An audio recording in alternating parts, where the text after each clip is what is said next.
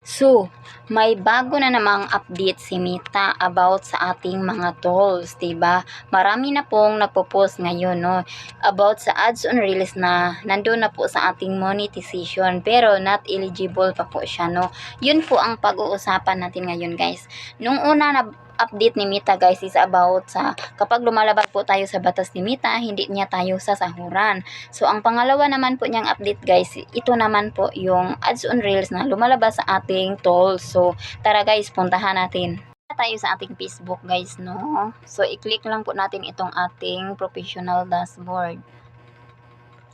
So, dito po natin makikita yung bagong update ni Meta, guys, na yung reels, yung monetization natin, guys, naglalabasan na po yung mga tools natin dito pero not eligible pa po siya. So, i-click natin itong monetization, guys, no? So, ayan, guys, no? Dito natin makikita, guys, no? So, ayan, guys, tingnan nyo. Ads on reels, guys, nandyan na siya, guys, pero not yet eligible. At saka yung bonuses, guys, no? Not eligible po pa rin siya.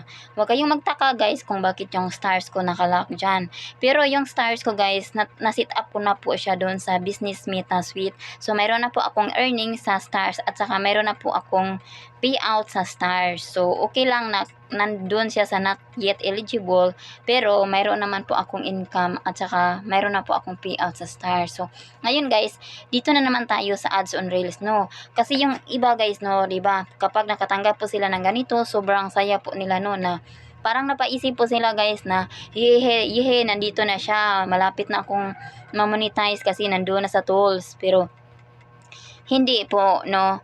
Hindi po ibig sabihin na nandito na sa tools natin yung ads on reels at saka bonuses, live ads or subscription na naka-open yan lahat, ma-monetize na tayo. Kasi nga, guys, tingnan nyo, ads on reels. So, invite only. I-open natin ito, guys, no? Titingnan natin. So, ayan, guys. Keep reels front ad center. Ayan, guys. Get placed to earn money. So, eligibility criteria. So, ayan, guys. Invite only. So, guys, ang hihintayin po natin dito, guys, kung kailan po tayo i-invite ni Meta. Kung hindi po tayo ma-invite ni Meta, so hindi po tayo ma-monetize sa ads on reels. Pero, nandun po siya sa ating tools na not eligible. So, sa akin, guys, no, wala pa po akong ads on reels. Kaya nga dito, nakikita nyo kasi the time na na-monetize ako sa aking in-stream ads, guys. So, hindi ako na-monetize agad sa reels kasi mayroon po akong unoriginal content na matagal-tagal po siya bago nawala. So, hindi po ako na-approve sa ads on reels noon. So, ngayon, guys, malinis naman yung page ko. Sana i-invite naman ako ni Meta sa ads on reels. Kaya, kasi yun po ang isa sa habol natin, guys, no. At saka, guys, same lang po ito sa bonuses, guys, no. Hindi ko po alam, guys, sa bonuses, guys, kung available na ba po ito sa Pilipinas. Kasi, guys, yung ang nalalaman ko po, guys, sa ibang bansa lang po itong bonuses. Pero siguro po, guys, baka meron pong update si Meta na available na po ito sa Pilipinas kasi, guys, naka-open naman po siya sa aking tools, no.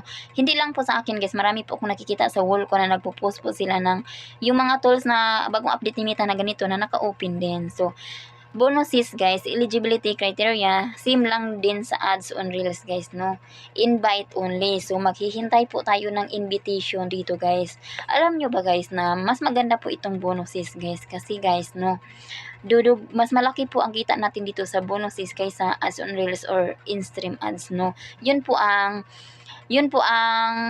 natutunan ko, guys, sa panonood ko po ng mga content sa ibang content kapwa creator ko. So, ayan na siya, guys, no. So, yan po ang bagong update ni Meta, guys, no. Sana naman po, guys, no, ma-invite na po tayo ni Meta para tayong lahat masaya, diba? Kasi yung sa akin, guys, yung tools ko ngayon, guys, is as in-stream ads, stars, at saka branded content pa lang siya, no. Wala pa akong ads on reels, subscription, live ads, at saka bonuses. So, yun lang po, guys. Sana may natutunan kayo at pakishare na lang.